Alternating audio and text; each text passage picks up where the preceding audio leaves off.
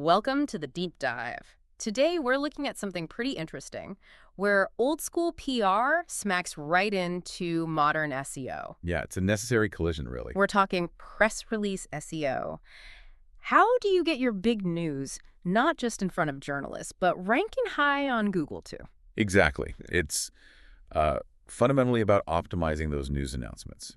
For 2025, you need them to rank well, but crucially, without losing that journalistic value. Okay. You're basically turning a short-term announcement into a long-term findable thing online. Findable, that's the word. So our goal here is to kind of shortcut the learning curve, right? Because the sources say we're dealing with this oversaturated digital landscape. Just blasting it out on the wire service, that's not enough anymore, is it? You need that constant digital presence. Not even close. Yeah. And that brings up the core challenge straight away. You're juggling two audiences at the same time. Two. Yep. You need the story, the angle to grab a journalist, but you also need the right structure, the right keywords, all that technical stuff to make the search algorithms happy. You can't really afford to just focus on one. That sounds tricky. Balancing a good story with, what Google wants to see. That's like walking a tightrope. It is, a bit. But look, the potential upside is just huge if you get it right. We're talking real, measurable business value here. Yeah. This goes way beyond just, like, getting a quick mention in the news. It's about building up your digital authority. So let's break that down. What are the specific payoffs? The sources listed quite a few. Yeah, they highlighted 5 key things. First, pretty obviously, increased organic reach. Your news lives on, basically. It shows up in search results long after the initial buzz, driving traffic continuously. Right, passive traffic. Nice. Second, enhanced brand authority. Ranking high for your own news. That sends a strong signal. It says you're credible both to Google and potential customers. Yeah, I can see that. If I'm searching for, say, best AI customer service tool and the company's launch announcement pops up first, I'd probably trust them more. Exactly. That's the psychology. Third benefit, it's cost effective. Think about it. An optimized release works for you 24/7. No extra ad budget needed for that ongoing visibility. Like free advertising that keeps working. Pretty much. Fourth, and this is a big one for SEO folks, improved link equity. When good distribution sites or media outlets link back to your announcement, or even your main site. The backlinks. Yes, those quality backlinks strengthen your whole website's authority in Google's eyes. That's the real engine, isn't it? Getting those authority links. It really is. Yeah. And the fifth point is extended content lifespan. A social media post. Gone in hours, maybe days. Fleeting. Right. But a well-optimized press release, it can stay discoverable, relevant even for months, sometimes years. It builds up this searchable history for your company. Okay, the why is compelling. Let's get into the how. You said it starts with keywords. Absolutely. Foundation number 1. Keyword research happens before you even think about writing. You have to know what terms people actually search for, how competitive they are. Before you even name the thing you're announcing. Ideally, yes. Or at least before you frame the announcement narrative. And the sources were specific about placement. Main keyword in the headline, right? Okay. Near the beginning. Yes, ideally near the front. And then you need to weave it naturally into the first paragraph, like the first 100 words or so. Yeah. Critically, naturally. No awkward stuffing. Right, Google hates that. And the headline itself is doing double duty. It needs to be punchy for a human reader, a journalist maybe. Catch their eye. Exactly. But also clear and keyword rich for the algorithm. The example they gave was good. Not just company announces new product. Yeah. Too vague. Okay. Instead, something like tech startup launches AI-powered customer service platform. Specific.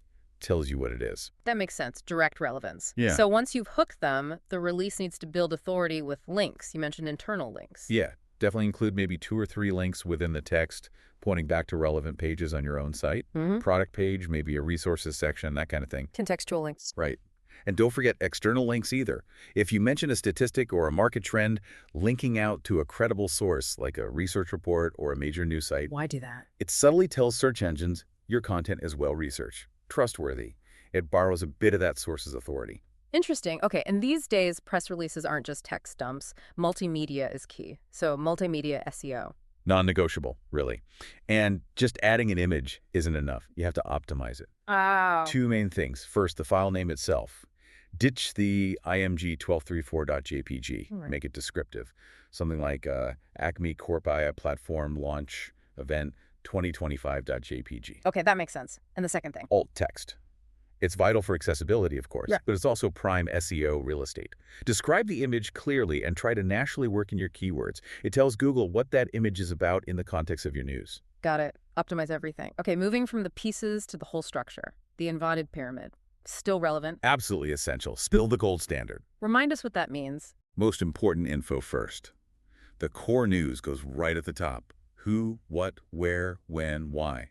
Then supporting details, then background info. And why is that good for SEO? Well, it's great for journalists. They get the main point instantly. But search engines love it too, because the key message, the main keywords, they're right there at the beginning. Gets crawled and understood fast. And that connects to the first 100 words rule you mentioned earlier. Directly. That opening paragraph is critical. It has to deliver those 5 W's. Even if someone or some bot only reads that bit, they should get the complete picture. Okay, so structure helps indexing. What about keeping people engaged? Readability. Does that actually impact SEO? Hugely. Search engines track user behavior. If people click on your release in the search results, then immediately click back a high bounce rate that tells Google the content wasn't helpful, or maybe just hard to read. And that hurts your ranking. It definitely can. Right. So readability isn't just nice to have, it's an SEO factor. So practical tips. How do we make potentially dense news easy to scan online? Keep sentences short and clear. Break up big walls of text. Use subheadings. Short paragraphs like 2 or 3 sentences max. Lots of white space.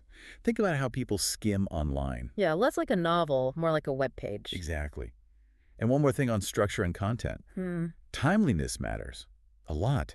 Your news needs to feel current, maybe tie into recent industry trends. Search engines prioritize fresh, relevant content. Okay, makes sense. Let's broaden the view.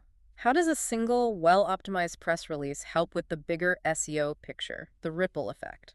The dream scenario is getting editorial links. That's when a journalist or a blogger writes their own story about your news and links back to your website as the source. Not just linking to the press release itself. Sometimes they link to the release, but often they'll link to your homepage or product page. And these links are gold, pure gold. Why? Because they're earned. They're editorially given. Search engines see these as powerful votes of confidence. They significantly boost your entire website's authority. Right, you can't just buy those kinds of links. You earn them with genuinely newsworthy, well-presented information. Precisely. And there's another benefit we found in the sources, especially for certain businesses.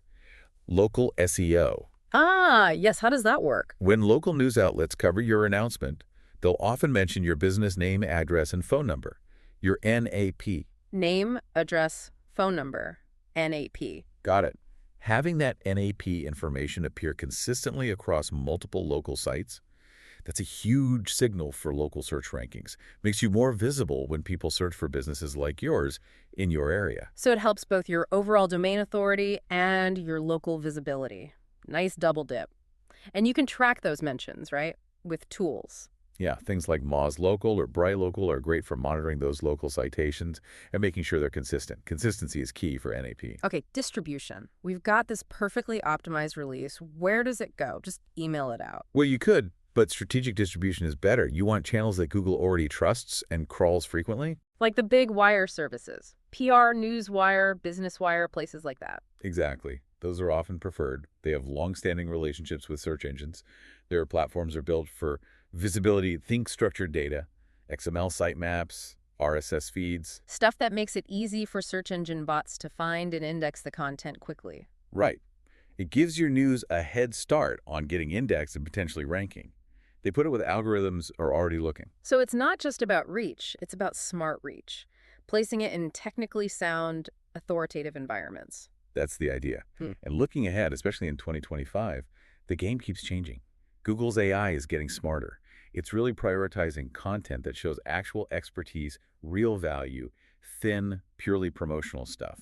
Not going to cut it. Which loops back to keyword research needing to be smarter too, doesn't it? Not just grabbing the highest volume term. Absolutely. You need more nuance. Use tools, Google Trends, Ahrefs, SEMrush, whatever you like, to find terms that have decent search volume, but where the competition isn't insane. Maybe a slightly longer phrase. Like instead of just threat detection, maybe AI security software for mid-market firms. Exactly. Find that sweet spot where you can realistically compete and rank. That analysis has to feed into the language you use. And let's hammer this home again. Multimedia, it's not optional anymore. Definitely not. High-res images are standard, short video clips. great engagement booster. Infographics can simplify complex data.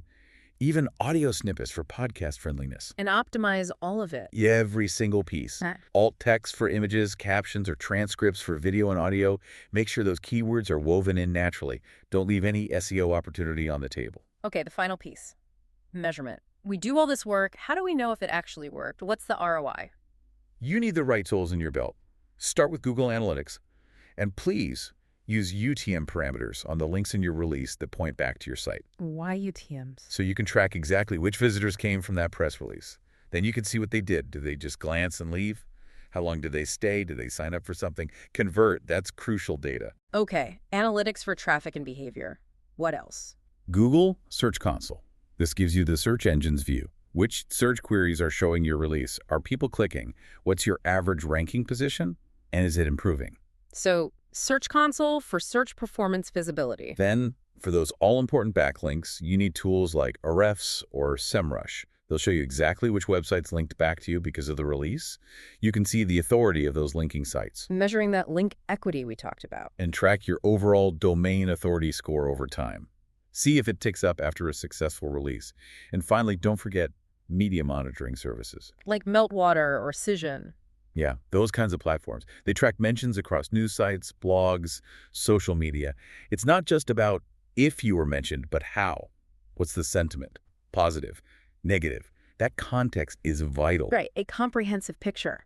So, pulling it all together, press release SEO isn't just some tactic you bolt on. It's about creating this synergy, right? Your news gets amplified, and you build this foundation of lasting digital authority and search presence. It works together. It really reframes PR, doesn't it? Makes it less of a cost center and more of a potential driver for leads and authority. When you think about that potential for ongoing organic traffic and those high-value links, well, the question isn't really if you should be doing press release SEO. Well, it's how fast can you get these practices baked into your whole communication strategy?